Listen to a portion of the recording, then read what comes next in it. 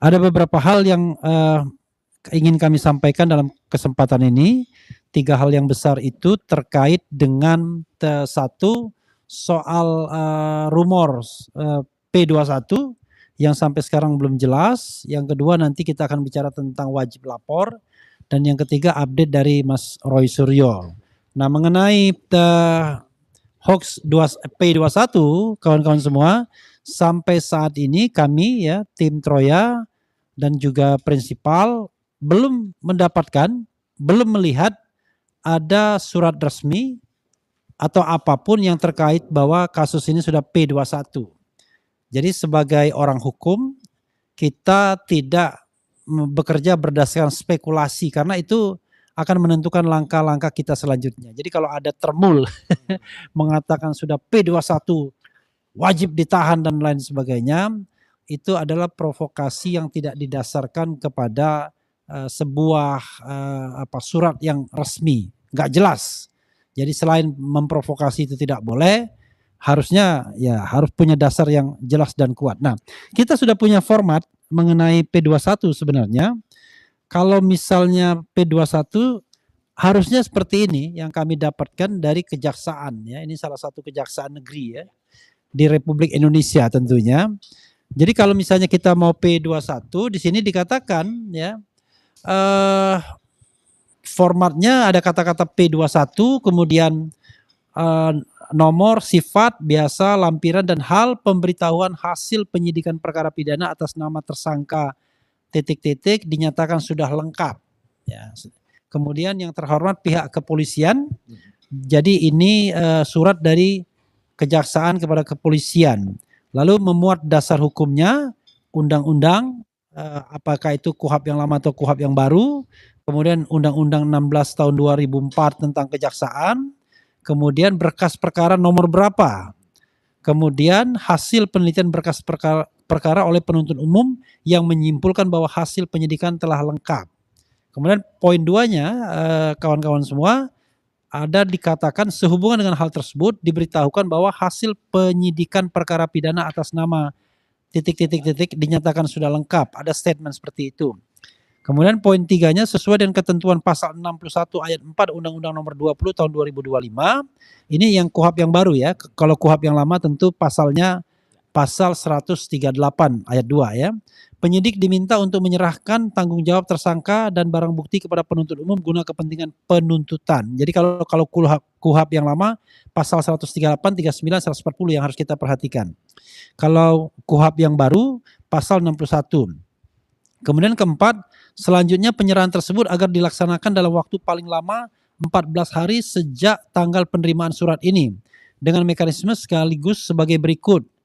Tahap penelitian barang bukti dan penyerahan tersangka hari tanggal pukul titik-titik tempat ruang tahap 2 kantor kejaksaan negeri. Apabila dalam jangka waktu 14 hari dari pernyataan tersebut tidak dilaksanakan, maka demi kepastian hukum berkas perkara akan kami kembalikan. Demikian untuk dilaksanakan. Jadi kawan-kawan semua ya dari ketentuan ini nanti Mas Roy tambahkan karena Mas Roy yang mendapatkan ini. Dari ketentuan ini dapat kita pastikan bahwa kalau seandainya betul P21 itu tertanggal 2 Juni sebagaimana digosipkan ya oleh Direskrimum Polda Metro Jaya Iman Imanuddin, maka jatuh temponya nanti pada tanggal 16 Juni nanti. Ya, 16 Juni nanti. Tetapi pertanyaannya adalah di dalam surat ini sudah ditentukan dalam jangka waktu 14 hari itu kapan akan ada penyerahan barang bukti dan kemudian juga tersangka. Nah, sampai sekarang kita tidak jelas apakah memang ada P21 itu atau tidak. Kami berusaha meminta konfirmasi kepada pihak-pihak yang otoritatif, ternyata memang belum ada jawaban yang firm. Mengatakan iya, tetapi kemudian akan kami cek lagi dan lain sebagainya. Jadi bukan sebuah pernyataan yang solid dan kemudian disertai dengan surat resmi atau surat formal bahwa berkas P21 itu memang sudah ada. Dan perlu diketahui juga, ini ada Pak Ugroseno nanti bisa menambahkan, Pak Ugroseno bahkan mau belajar kepada jaksa peneliti ya pada kejaksaan tinggi atau kejaksaan negeri, nanti kita lihat kalau seandainya bisa P21. Karena kami juga mempermasalahkan baik secara formil dan material bahwa ini sudah lewat luar biasa.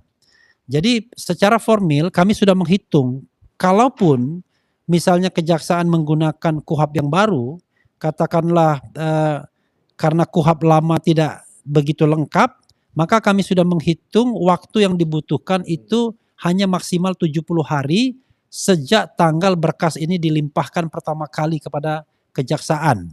Dan kita tahu bahwa dilimpahkan pertama kali itu pada tanggal 13 Januari 2026 dan kalau ditambah 70 hari menjadi tanggal 24 Maret 2026.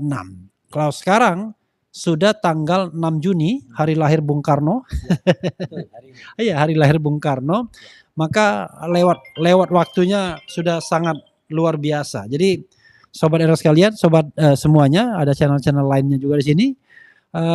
Roy Suryo Official, Langkah Update, kemudian Abdul Ghafur Sangaji, kemudian ada juga Ugro Seno Tribrata dan lain sebagainya, termasuk One Talk, One TV One gitu ya, agar kemudian dari presiden ada dari presiden, jadi ada telepon dari presiden ya. Karena itu kita mengatakan bahwa ini harus kita katakan bahwa lampau waktu sudah sangat luar biasa, baik berdasarkan KUHP lama maupun KUHP baru, sehingga seharusnya kasus ini sekali lagi harus di drop, harus dihentikan ya, karena sudah tidak lagi sesuai dengan hukum acara, baik secara formil dan kemudian tadi substansinya secara material juga. Itu yang bisa kami sampaikan. Materi berikutnya soal wajib lapor nanti akan disampaikan oleh Pak Didit ya, kemudian juga Pak Ugroseno mungkin bisa menambahkan. Yang jelas wajib lapor ini dasar hukumnya seharusnya tidak ada untuk apa yang dilakukan oleh baik Mas Roy maupun Dr. Tifa, tapi keduanya taat dan bahkan Dr. Tifa menjalani sampai terakhir kemarin masih menjalani wajib lapor dan sehari sebelumnya Mas Roy masih wajib lapor. Sudah ke berapa puluh kali? 29 kalau nggak salah. 27 atau 29 kali. Jadi bisa dibayangkan ya. Dan kemudian nanti ada kejutan dari Mas Roy apa ya tentang sahabat baiknya Rismon Sianipar. Oke, kesempatan pertama saya akan sampaikan kepada Ghafur nggak ke sini? Ya. Oke, soal back and forth. Oke. Barangkali Mas Didit dulu ya. Mas Didit wajib lapor. Materi pertama kita mengenai ini. Berarti Pak Alkatiri. Mengenai ya. Tidak ada provokasi penahanan dan lain sebagainya. Ya, terima kasih. Baiklah, sore ini kita setelah rapat biasa kita adakan konferensi pers seperti ini. Yang perlu saya tanggapi, ya, saya tidak menanggapi secara yuridis formal karena di sini ada Jenderal Ugroseno dan yang lain-lain. Saya menanggapi peristiwa yaitu konferensi pers yang dibuat oleh yang kita biasa sebut termul ya. Ya, agak menarik. Mereka berbicara di situ. Kalau nggak salah mengatasnamakan sebagai tim lawyer ya. Saya juga bingung tim lawyernya siapa. Karena yang seharusnya menanggapi ini adalah tim lawyernya langsung dari Pak Jokowi itu. Yang 4 orang itu. Mereka menanggapi tentang apa yang dinyatakan oleh Direskrimum Polda Metro Jaya menyatakan bahwa semua dokumen yang diminta oleh jaksa sudah dilengkapi. Ya kan? Itu pernyataan langsung dari kepolisian bahwa dokumen yang diminta oleh jaksa sudah dilengkapi. Yang ya kan, untuk yang kemungkinan akan ada P21. Jadi tidak banyak orang yang memelintir seolah-olah sudah diumumkan P21. Padahal itu belum. Bahkan dikatakan bahwa semua yang diminta, artinya arahan-arahan jaksa itu untuk tambahan-tambahan sudah dilengkapi. Yang mana yang dinyatakan oleh Pak Imanuddin ya. Pak Imanuddin itu sebagai Kabar Reskrim itu bukan di Reskrimum, itu bukan khusus berbicara tentang kasus Pak Roy dan Bu Tifa. Karena itu hanya sedikit ya dari konferensi pers yang mana umum, yang banyak. Statement itu keluar yang menyatakan status di kejaksaan pelimpahan itu adalah pertanyaan. Jadi tidak langsung keluar dari statement langsung, tapi karena ada wartawan yang menanyakan. Jadi sebenarnya konferensi pers itu tidak khusus membicarakan tentang status Mas Roy dan Bu Tifa. Ya, menariknya di situ itu ada kesan memprovokasi. Bahkan coba bayangkan ada yang menyatakan bahwa akan meminta Jaksa Agung untuk memecat Kajati DKI. Emang iya di Bidum. Emang siapa dia gitu loh. Dan seolah-olah dia adalah atasannya, seolah-olah mempunyai kewenangan, ya kan? Dan hal-hal seperti itu sudah berkali-kali. Kemudian juga bukan mengoreksi, artinya keberatan bahwa kami mengadakan audiensi dengan Kejaksaan Tinggi waktu itu. Padahal itu tidak ada larangan bahwa kami meskipun terlapor untuk beraudiensi dengan pihak mereka. Dalam hal ini mereka hanya berteriak-teriak tapi tidak melakukan legal formal. Seharusnya kalau mereka keberatan dengan proses ini, lakukanlah laporan ke Wasidik, melaporkan kenapa proses ini terlalu lama. Jadi bukan hanya berbicara di media, yang mana selalu dibalik seolah-olah yang berbicara di media itu ya berbicara keras dan berbicara fakta-fakta itu adalah dari pihak kami. Padahal dari pihak mereka pun banyak statement-statement provokasi. Bahkan ada satu orang kemarin itu yang saya dengar itu bahkan menyarankan untuk anarki ya. Ya kan ada bilang kalau saya nggak salah ada bakar dan sebagainya itu yang langsung itu. Nah, jadi provokasi-provokasi seperti ini selalu dilakukan dan yang menarik yang mereka sasar adalah kepolisian padahal status hukumnya ini sudah pelimpahan di kejaksaan. Seharusnya kalau memang mereka mau protes bukan di kepolisian, bukan memerintahkan kepolisian, tapi memerintahkan kejaksaan. Ya, selalu mereka menyuruh kita prapit dan sebagainya, padahal mereka sendiri tidak melakukan langkah hukum, melaporkan para penyidik itu ke Wasidik. Kenapa terlalu lama menahan dokumen-dokumen itu? Saya pikir seperti itu. Terima kasih, saya kembalikan ke Bang Refli. Ya. Oke, biar tidak hoax ya, kita akan putarkan pernyataan dari salah satu termul, ya. Salah satu pendukung yang mengatakan hal sebagai berikut. Kita dengarkan ya, gini. Sampai detik ini, kejaksaan tidak proses persoalan ini. Maka kami ancam, kami akan duduki yang namanya Kejati DKI Jakarta. Kalau bisa kita bakar Kejati Jakarta. Mantan Presiden Republik Indonesia saja tidak dihargai, didiskriminasikan. Bagaimana dengan rakyat kecil dibuang di hutan? Ini ancaman keadilan, ancaman daripada hukum kita.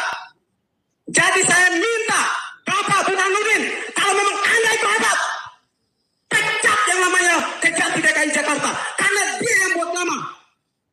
Dia yang membuat sehingga ijazah Pak Joko Widodo tidak diproses. Apalagi yang Anda tahan. Kami, selain alumni UGM, termasuk masyarakat Indonesia Timur, menuntut Kejati dipecat. Kalau tidak dipecat, kami akan duduk di Kejati DKI Jakarta. Kita bakar saja. Oke ya, itu soal ancaman menduduki Kejati dan kemudian meminta pemecat Kajati. Dia bilang Kejati terus ya, Kajati. Orangnya perlu disebut nggak usah. Jadi kita yang paling penting bahwa itu tidak hoax ya, itu pernyataan yang memang dibuat oleh mereka para termul ketika melakukan press conference. Di sisi lain ada juga permintaan agar ditahan. Jadi itu juga disampaikan oleh kalau ini jelas ya, karena Ade Darmawan kan sebenarnya pihak pelapor kan. Ade Darmawan yang mengatakan karena ini sudah P21. Bukan. Ade Darmawan ini bagian dari Pradi Bersatu, saya anggap begitu aja. Ya kan. Jadi hukumnya, ya Pradi Bersatu. Jadi Ade Darmawan itu kemudian mengatakan karena ini sudah P21 maka tersangka sebaiknya ditahan. Ini provokasi untuk nahan-nahan dan lain sebagainya bagi kita sangat tidak relevan karena setelah kita pelajari misalnya itu undang-undang yang dijadikan dasar hukum dengan ancaman hukuman 5 tahun ke atas itu sangat tidak relevan. Jadi pasal 32 ayat 1 Undang-Undang ITE 2008 dan pasal 35 dengan ancaman hukum 12 tahun penjara seharusnya tidak dimasukkan di dalam dakwaan. Seandainya memang surat dakwaan itu hendak dibuat ya seiring dengan misalnya kasus ini mau dilanjutkan ke persidangan. Sementara pasal 28 ayat 2 itu sudah diganti dengan pasal 243 ya. Pasal 243 ya. Pasal 243 KUHP yang baru dengan ancaman hukuman bukan lagi 6 tahun 4 tahun. Jadi dengan fakta ini ya dan juga perlu didengarkan oleh jaksa penuntut umum bahwa sudah tidak layak lagi kasus ini dilanjutkan dan karena itu tidak ada lagi seharusnya konsep bahwa ada ancaman penahanan karena pasal-pasal yang digunakan adalah pasal-pasal yang sesungguhnya tidak selayaknya lagi dipakai. Dan bahkan pasal ini sedang digugat juga ya karena dianggap dengan citizen lawsuit di Pengadilan Negeri Jakarta Selatan karena dianggap terjadinya penyelundupan hukum. Untuk mendalami masalah bolak-balik berkas, siapa yang akan menyampaikan? Pak Ugro ya. Coba Pak Ugro, karena menurut perhitungan kami kawan-kawan semua seharusnya bolak-balik berkas itu dibatasi waktu 70 hari kalau kita menggunakan pedoman KUHP yang baru. Tapi kalau KUHP yang lama itu bahkan cuma 14 hari saja. Jadi tidak ada, jadi 14 hari dari di kejaksaan dan 14 hari untuk baliknya 28 hari saja. Tapi kalau menggunakan KUHP yang baru itu 70 hari. Sekarang sudah lebih dari 70 hari. Dari tanggal 13 Januari ke sekarang itu 128 hari lebih. Itu yang ingin kita sampaikan. Silakan Pak Ugro.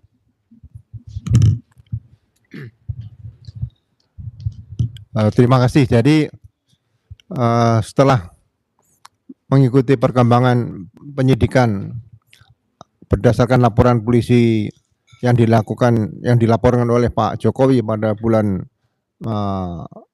Maret ya 2025. Bulan April 2025 ya. 30 April ya. 30 April 2025. Nah, perjalanannya ini bisa kita lihat dari waktu ke waktu. Ya, kalau persyaratan kaitan dengan persyarat formil dan material itu nanti kita lihat bagaimana jaksa meneliti berkas perkara yang dilempangkan oleh penyidik kepada jaksa peneliti di Kejaksaan Tinggi DKI Jakarta. Nah, yang pertama adalah pasal-pasal yang diterapkan. Karena yang diterapkan pasal 310, 311 plus beberapa undang-undang ITE, itu saya tegaskan lagi bahwa sesuai dengan kitab undang-undang hukum pidana yang lama ya, pasal 63 itu, kalau ada perkara berkaitan dengan tindak pidana khusus, seharusnya yang diprioritaskan adalah tindak pidana khusus. Itu dari awal seperti itu. Nah, kemudian penyidikan laporan polisi yang dilakukan Pak Jokowi ini sudah menentukan 8 tersangka waktu itu. Kemudian dilakukan restoratif justice. Nah, dan restoratif justice ini muaranya ada surat perintah penghentian penyidikan. Nah, kalau sudah dilakukan surat perintah penghentian penyidikan, berarti perkara ini sudah tidak bisa dilanjutkan kembali. Jadi saya melihat di sini ibarat sebuah mobil akan dijalankan di jalan raya tanpa plat nomor. Nah, berkas-berkas sama berkas perkara yang diajukan ini sebetulnya laporan polisi sudah tidak ada. Nah, kenapa bisa diterima oleh jaksa? Nah, disinilah masyarakat harus mewaspadai ikut serta. Jangan sampai ini menjadi suatu pedoman ke depan nanti bahwa perkara yang sudah dihentikan penyidikannya masih bisa dilanjutkan. Jadi buat apa dalam hukum acara pidana yang baru dimasukkan pasal-pasal mulai dari pasal 79 tentang restoratif justice. Jadi kalau sudah restoratif justice, ya semua sudah sepakat ya menggunakan KUHP lama atau KUHP baru, sebetulnya intinya sama. perkara dihentikan penyidikan. Makanya saya pernah katakan, saya belum pernah melihat, membaca, menerima data perkara yang sudah dihentikan penyidikan atau SP3 masih bisa dilanjutkan pelimpahan baik tahap pertama maupun tahap kedua kepada jaksa. Ya, ini aneh sekali. Ya, jadi mudah-mudahan nanti masyarakat akan lebih jeli, ya, seperti waktu perkara ini dilakukan penyidikan, kemudian berkas perkara dilimpahkan tanggal 13 Januari tahun 2026, sudah ada wajib lapor. Nah, wajib lapor yang saya kenal itu dalam kehidupan sehari-hari adalah wajib lapor yang di masyarakat umum. Biasanya ada di tiap gang-gang itu atau jalan-jalan wajib lapor 1 kali 24 jam kepada ketua RT atau RW. Ya. Kemudian wajib lapor tenaga kerja asing itu juga ada. Kemudian wajib lapor masalah narkoba itu juga ada. Nah, wajib lapor yang berkaitan dengan masalah penegakan hukum itu biasanya seorang tersangka dilakukan penahanan, kemudian penangguhan penahanan, baru wajib lapor.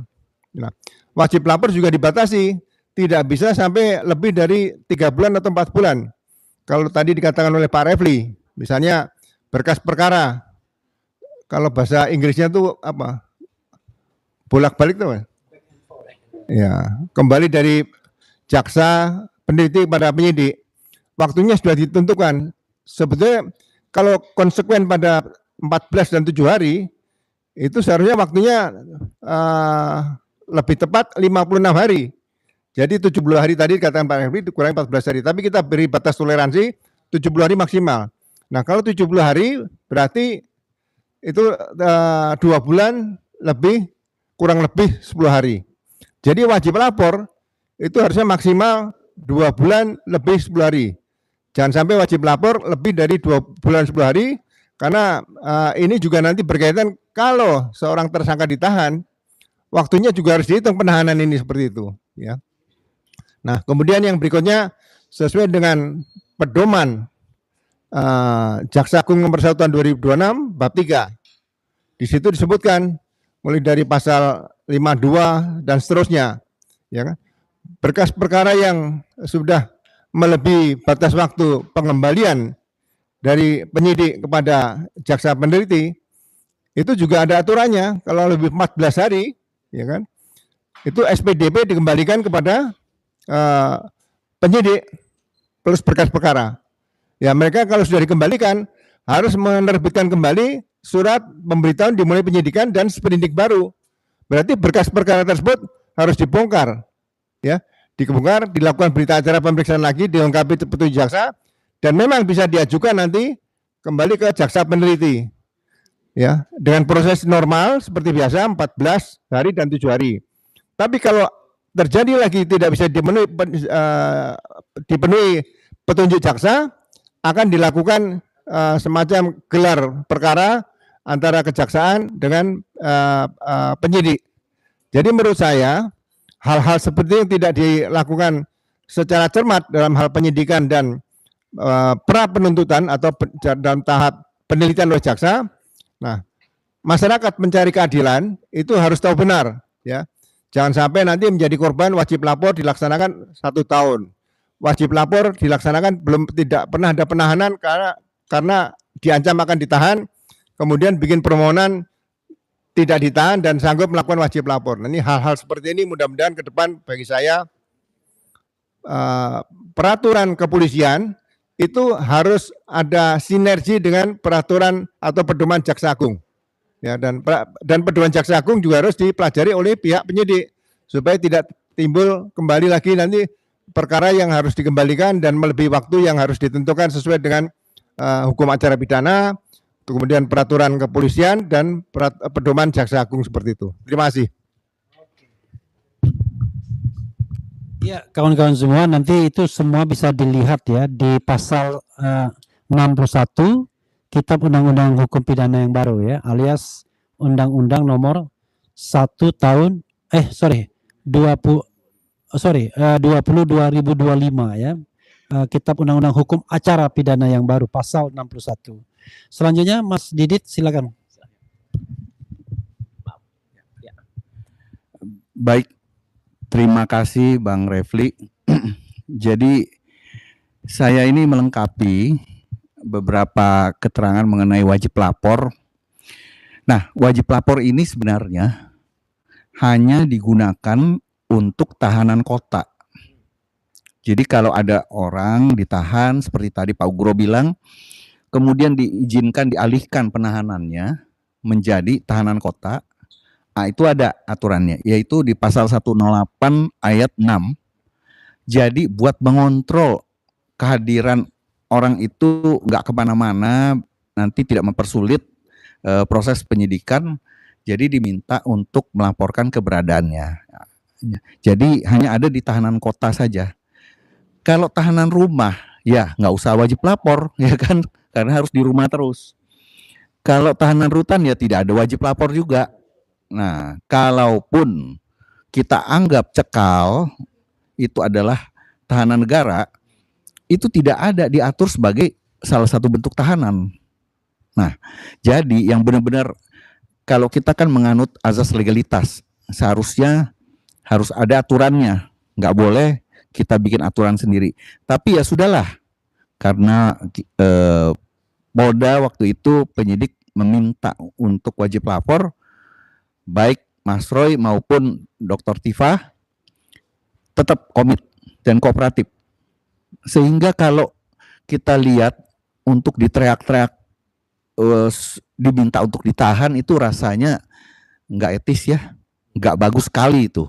Jadi penahanan itu kan jelas kalau yang di KUHP baru, kalau berupaya melarikan diri. Jadi ada satu fakta di mana Mas Roy maupun Dr. Tifa itu mencoba melarikan diri, bukan dikhawatirkan.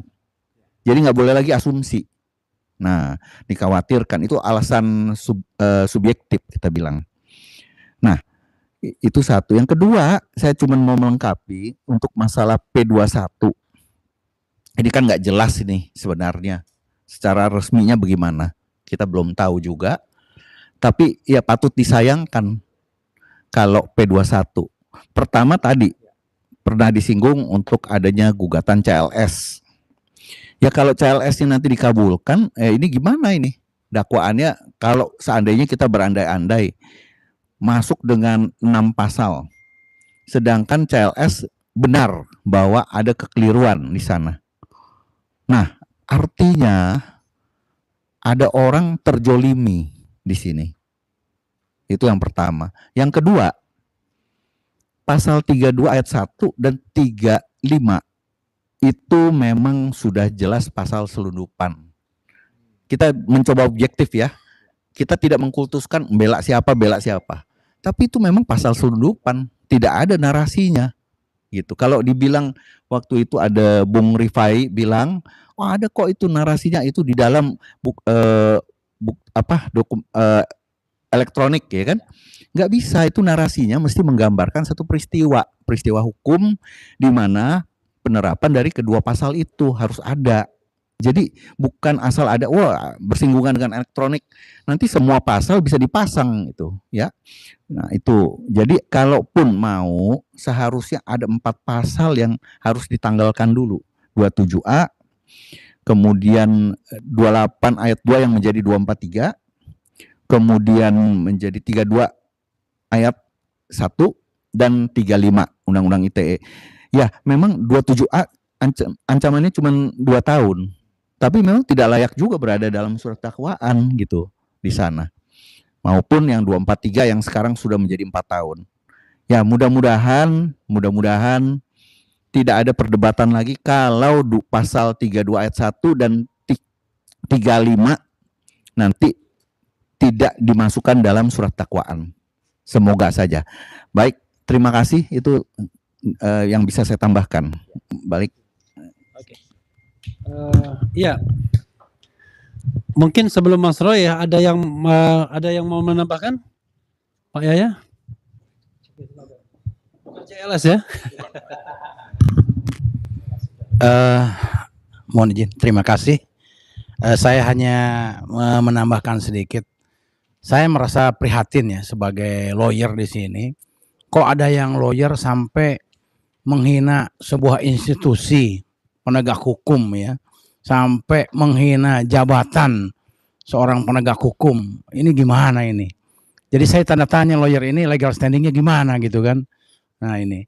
Nah ya Pak Jaksa, ya kita bantu Pak nanti ya. Nah ini orang ini mau diapakan nih? Ini udah melakukan penghinaan, pengancaman Pak dengan institusi Bapak Pak. Ya. Ya. Iya, iya. Ya makanya nanti kita lihat ini. Apakah dia ya, ya. Ya, ya itu udah sampaikan Pak Roy. Ya. Baik, terima kasih ya. Hati-hati kalau ngomong. Jadi jangan sembarang. Ini disaksikan dunia loh ini ya. Medsos disaksikan. Hati-hati. Terima kasih.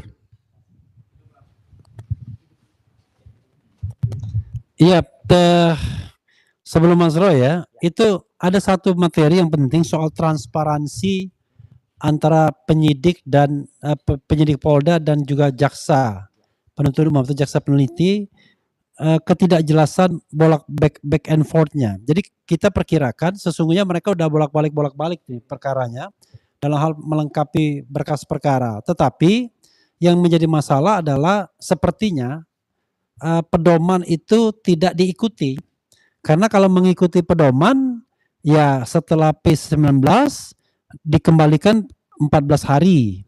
Kemudian ada 14 hari bagi jaksa untuk mengembalikan setelah 7 hari meneliti kan. Kalau misalnya menyatakan tidak lengkap. Lalu kemudian ada waktu 14 hari lagi bagi pihak penyidik untuk melengkapi. Nah, setelah itu dikembalikan lagi. Belum dikembalikan, langsung gelar perkara khusus, dan kita tidak pernah tahu ada gelar perkara khusus atau tidak. Jadi sebenarnya hukum acara yang dipakai yang mana? Kalau hukum acara yang lama, maka waktunya terlampaunya banyak kali ya kan? Karena dalam hukum acara yang lama berdasarkan Undang-Undang 881 itu hanya sekali saja P19 dikembalikan 14 hari. Jadi 14 cuma 28 sebenarnya. Tetapi kalau berdasarkan hukum acara yang baru, kita hitung let's say 70 hari. Ya mungkin ada tambahan sedikit gelar perkara khusus 1-2 hari ya, tetapi 70 hari. Nah sekarang statusnya sudah 128-29 hari. Jadi sebenarnya kita mau menggunakan yang mana? Mau menggunakan KUHP lama melanggar, menggunakan KUHP baru melanggar pula. Jadi jangan sampai kemudian komentator-komentator di sini mengatakan, loh kok Pak Ugro awalnya mengatakan cuma sekali, kok sekarang bisa 3 kali? Ya itu karena kita mentoleransi kalau seandainya ada argumen dari pihak penyidik dan pihak kejaksaan mengatakan bahwa kami menggunakan KUHP yang baru. Kalau menggunakan KUHP yang baru, kami katakan 70 hari plus sedikit lah paling tidak. Tetapi kalau menggunakan KUHP yang lama cuma 28 hari sesungguhnya. Kalau seandainya lebih dari itu, praktik tidak bisa mengalahkan undang-undang tertulis. Kenapa KUHP baru itu dikasih waktu rigid? Itu agar ada kepastian bagaimana nasib perkara ini dan tidak terkatung-katung dalam jangka waktu yang lama. Karena kalau ada pelanggaran hukum dan ketidakpastian hukum, maka itu adalah pelanggaran hak asasi manusia, terutama bagi para tersangka. Mas Roy. Baik, Pak Refli dan teman-teman yang lain, teman-teman kuasa hukum yang lain, ya sehubungan dengan memang ini waktunya memang sudah sangat mepet dan memasuki maghrib ya. Saya ingin singkat saja tapi tegas ya. Jadi kita akan mulai dengan beberapa hal yang nanti sampai pada ujungnya. Assalamualaikum warahmatullahi wabarakatuh. Waalaikumsalam. Ya, pertama-tama saya atas nama pribadi dan Dr. Tifa ya di klaster ini dan juga teman-teman di klaster 1 ya, ada Mas Rizal Fadila, Rostam Effendi dan juga Bu Kurnia Tiruyani di sana.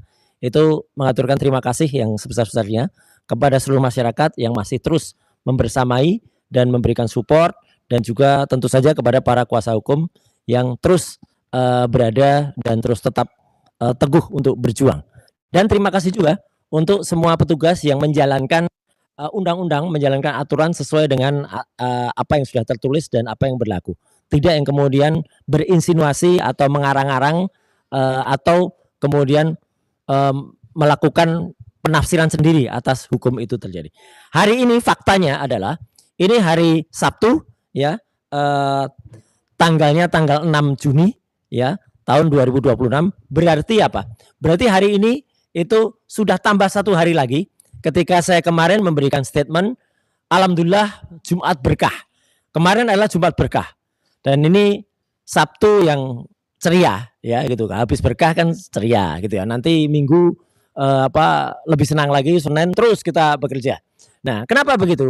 Karena ini tidak sesuai dengan apa yang kemudian sudah diisukan atau saya mengatakan sudah diinsinuasikan atau sudah dibayangkan tapi tidak benar oleh para termul. Saya tidak menyalahkan pihak petugas dari Polda Metro Jaya, ya terutama Pak Kombes Iman Imanuddin dan didampingi Pak Kabid Humas Polda Metro, ya Pak Kombes Budi, ya. Karena pada saat itu situasi yang tadi disampaikan ya oleh teman-teman semua adalah situasinya waktu itu adalah press conference yang tidak semestinya diselenggarakan untuk pengumuman P21. Jadi itu press conference umum, press conference tentang gelar perkara barang-barang kejahatan travel dan kemudian ada soal pra peradilan kasus lain dan juga soal penganiayaan. Dan di ujung, sekali saya sampaikan begitu, di ujung ada sesi pertanyaan dan ditanya oleh seorang wartawan tapi wartawati infotainment. Ya, kasus P21 Roy bagaimana?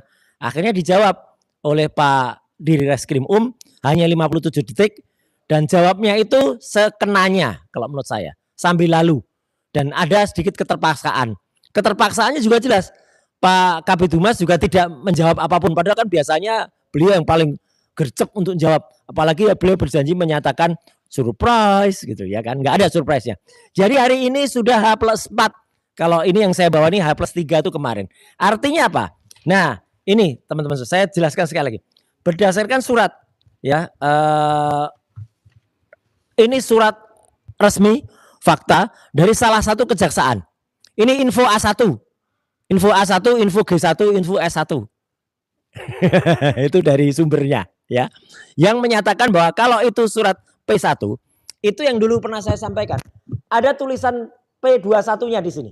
Nah, jadi kode P1 sampai P53 itu adalah berdasarkan keputusan Jaksa Agung nomor 518 bulan November tahun 2011.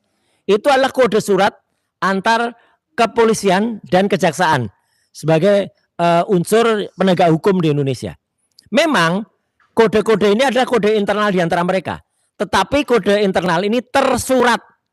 Jadi tidak boleh hanya berdasarkan koordinasi lesan. Apa yang disampaikan Pak Imam Imanuddin kemarin itu baru lesan. Ya, faktanya atau tertulisnya harus ada ini. Disinilah yang tadi Pak Refli Harun sampaikan. Di surat ini ada yang namanya tanggal. Jadi di surat ini halnya pemberitahuan hasil penyidikan perkara pidana atas nama siapa, bla bla bla bla bla bla, dinyatakan sudah lengkap. Jadi ini ada keterangannya sudah lengkap. Jadi P21 itu memang kalau sudah lengkap, kalau belum lengkap belum akan terbit P21. Dan yang penting dari surat ini mencantumkan juga pada poin selain satu ada dasar, dua sehubungan dengan diberitahukan bahwa penyidikan perkara atas nama sudah lengkap, tiga sesuai dengan ketentuan pasal-pasal yang ada. Yang nomor 4 ini yang menarik ya. Karena surat yang ditujukan kepada kepala kepolisian pada ranah hukum sesuai dengan kejaksaannya, itu selanjutnya penyerahan tersebut akan dilaksanakan dalam waktu paling lambat 14 hari dari tanggal surat. Diberikan waktu 14 hari maksimalnya. Dan di situ sudah ditentukan kapan penyerahannya, tahap penelitian barang bukti dan penyerahan tersangkanya. Jelas betul di sini sudah ditulis hari tanggal betul. Dan di surat ini faktanya surat tertanggal akhir April, saya nggak sebutkan tanggalnya ya, akhir April 2026 ini, pada penyerahannya itu H+2-nya. Jadi hanya H+2 itu sudah ditulis. Jadi bukan hanya rancangan. Di sini sudah ditulis hari tanggal pukul berapa April waktu itu, tempat ruang tahap 2 kantor Kejaksaan Negeri daerah mana. Jadi surat ini memastikan ini adalah kepastian yang namanya P21, bukan rancangan. Kalau sudah begini, ini baru namanya P21. Kalau belum ada yang namanya P21. Dan poin yang kelima, ini yang paling menarik. Dalam jangka waktu 14 hari penyerahan tidak dilaksanakan, maka dalam kepastian hukum perkara pidana akan kami kembalikan berkasnya. Jadi kejaksaan akan mengembalikan dan itu yang kemudian banyak disebut sebagai P19 mati atau kemudian diselesaikan dengan P yang lain. Demikian untuk dilaksanakan, ada tanda tangan resminya, kemudian ada scan-nya, ada tulisannya juga bahwa di sini ini dibuat dengan sudah memenuhi standar data elektronik. Tanda tangannya pun juga tanda tangan elektronik. Jadi teman-teman semua, ini bukan fotokopi yang saya bawa, ini scan. Buruan lah. Jadi ini dari berkas asli. Dulu ada itu yang di TV bilang, itu scan ijazah UGM, tapi bohong, itu namanya Andi Aswan itu. Kalau ini bukan fotokopi, ini scan. Saya dapat dari surat aslinya. Hanya memang dengan segala hormat, saya menghormati institusi yang bersangkutan, sudah saya pixelize ya, saya kaburkan. Saya sendiri yang mengaburkan. Sebagai pertanggungjawaban saya atas pelaksanaan Undang-Undang Perlindungan Data Pribadi nomor 27 tahun 2022. Clear ya, karena saya mengerti betul, saya termasuk perancang dari undang-undang itu juga. Jadi kita tahu mana yang harus dikaburkan, mana yang tidak. Ya, jadi ini jelas banget. Artinya apa? Keterangan ini saya semakin hakul yakin, izin Pak Jenderal Ugro dan juga Pak Refli, kemudian Pak Didit dan teman-teman lain, termasuk Pak Yasena dan Pak Alkatiri, saya semakin hakul yakin belum P21. Ya, karena meskipun dikatakan secara tertulis ya maksudnya, karena dikatakan berkas lengkap. Lengkapnya masih dalam tahap lengkap koordinasi. Nah, maka ini juga sama dengan diskusi saya dengan salah satu termul yang sudah cerdas ya, sebelumnya nggak cerdas, yaitu Owiwobo ya. Soal ijazah, dia juga mengatakan ini nggak akan maju. Karena apa? Karena sudah ada yang di SP3-kan. Itu sesuai dengan pendapatnya Pak Ugro, sesuai pendapatnya Mas Refli, Pak Didit, bahkan pendapatnya Mas Kosinudin di seberang sana. Itu sudah di SP3. SP3 nggak bisa maju lagi, sudah selesai putusannya. Artinya apa? Kalau ada yang marah dan panik, wajar. Ya, ada yang ngamuk di sana. Ngamuk tapi termul pada ribut di sana. Nggak mungkin tuh ngamuk. Ya, kuatanya gebrak meja, nggak ada yang gebraknya tuh. Nah, jadi bukan gebrak meja. Jadi inilah surprise. Jadi surprise-nya itu apa? Sudah 4 belum ada buktinya. Itu namanya surprise. Jadi bukti hitam di atas putihnya nggak ada. Jadi sesuai dengan perhitungan yang ada, yang sudah dibuat oleh salah satu kuasa hukum saya, ya, gitu juga meskipun masuk dalam tim yang lain ya. Ferdi Sambo, ya, itu P21-nya itu 72 hari, ya, itu Ferdi Sambo. Kemudian Jessica Wongso itu 144 hari. Nah, tapi kasus ini itu sudah 400 hari per hari ini. Jadi dari P21 itu sudah banyak sekali. Nah, kalau tadi perhitungannya dari Pak Ugro, kemudian Mas Refli saya hitungkan kembali. Ketika berkas dinyatakan lengkap, terima kasih sekali lagi untuk Mas AGS ya, ini hitungannya. 13 Januari itu berkas dikirimkan atau dilimpah, 20 Januari itu P18, 26 Januari sampai dengan 17 April itu hitungannya sudah 82 hari Pak Ugro. Jadi sudah jauh banget. Kalau dihitung 26 Januari sampai dengan 2 Juni, itu sudah 128 hari Mas Refli. Jadi kalau hitungan kita tuh maksimal mau pakai kuhab baru itu maksimal 70 hari, kalau kuhab lama bahkan hanya 14 hari. Ini sudah boncos ini, ya, sudah lewat harinya udah banyak banget ini, ya. Dan kalau dihitung dari 17 April sampai 2 Juni saja itu sudah 46 hari. Jadi sekali lagi kita bisa pastikan bahwa secara tertulis, secara hitam di atas putih, secara aturan hukum P21 hari ini Sabtu 6 Juni 2026 belum ada, ya, artinya belum terbukti P21 itu ada hitam di atas putihnya. Itu yang pertama.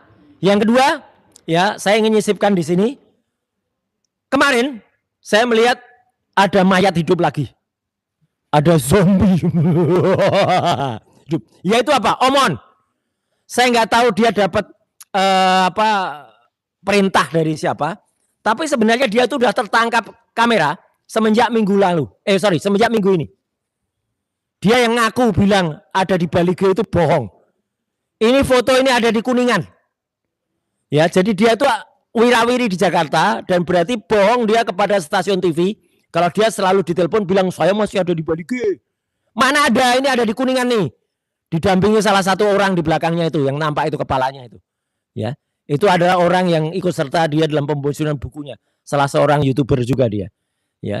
Jadi dia ada di situ. Ternyata ngapain? Ternyata dia itu bikin siaran podcast kemarin.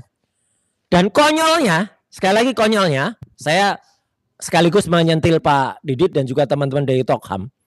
Dia mengulas sebuah informasi yang sudah out of date atau sudah obsolete.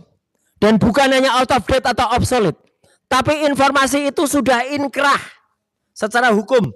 Jadi sudah ada keputusan hukumnya konyolnya sekali, si Dr. Eng Resmond Hasiholan Sianipar M. Eng ini tidak tahu bahwa sudah ada putusan hukum yang mengikat, putusan hukum yang inkrah.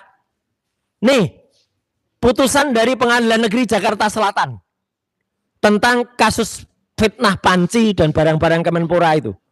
Sudah ada, detailnya ada di Roy Suryo Official. Saya nggak akan ulangi lagi di sini panjang.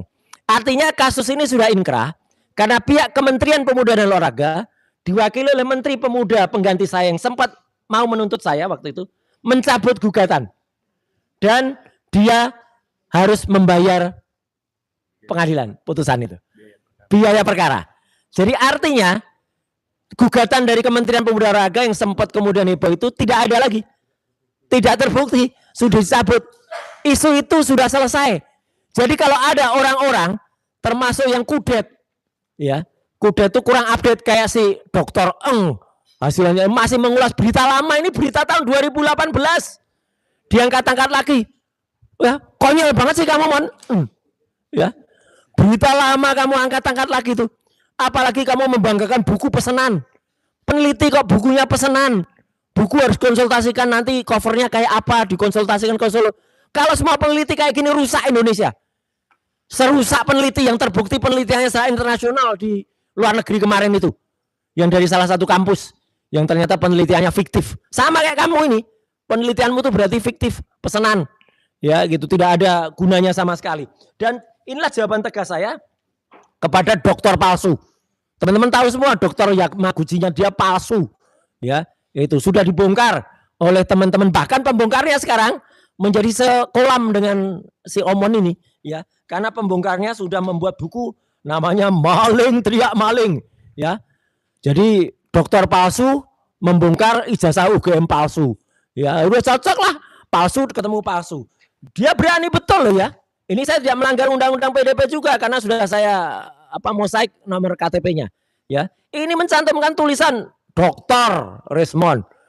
Apa dokter? Ijazahnya aja patennya ada dulu. Mas Refli dulu pernah berjuang di depan TV bareng saya. Kita udah capek-capek bilang dia punya paten, ternyata patennya ditolak. Ya, email dari Yamaguchinya juga nggak ada. Ya, dia bilang itu jejaknya banyak di TV-TV, ijazahnya tidak. Ini banyak ya. Silakan nonton di Roy Suryo Official. Dan bahkan dia selain dia mengangkat dirinya jadi dokter, dia mengangkat istrinya jadi dokter juga ini. Ya, mana ada yang namanya Dokter Vivian? Ya, Mon. Sekali lagi kamu malah saya tarik ini semuanya, ya. Ini jelas ini. Hoax ya, dia ngikut-ngikut. Nah, ini kesayangannya Pak Ugro ini ya. Dia ngikut, sekarang dia diikuti oleh orang namanya Mak Lampir. Mak Lampir ini juga ngikut-ngikut ini. Ya, ngikut-ngikut juga. Dan nggak perlu lah. Bahkan barusan ya lagi ada di Jogja. Katanya bikin wawancara di Jalan Malioboro.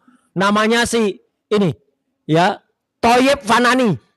Parah banget ini. Ini jelas ya cabul ini isinya. Saya sekali lagi bilang, konten dia tuh isinya cabul tuh. Soal wig-wig, soal TKW, soal lepas baju, soal apa lagi. Ini ngikut-ngikut berita bohong soal aset-aset Kemenpora itu. Sekali lagi aset Kemenpora itu sudah inkrah. Dan ini yang paling penting ya. Selain mereka, ini si Mak Lampir ya. Kami tadi sudah merapatkan. Kami sangat mempertimbangkan untuk saudara Resmond. Ya, kemudian juga saudara untuk kasus yang lain ya, Lecu, ya. Hari Senin kita akan ambil tindakan hukum. Apa itu tindakan hukum yang akan kami ambil hari Senin? Itu tunggu saja di hari Senin. Itu saja dari saya. Sekian, terima kasih. Wassalamualaikum warahmatullahi wabarakatuh. Waalaikumsalam warahmatullahi wabarakatuh.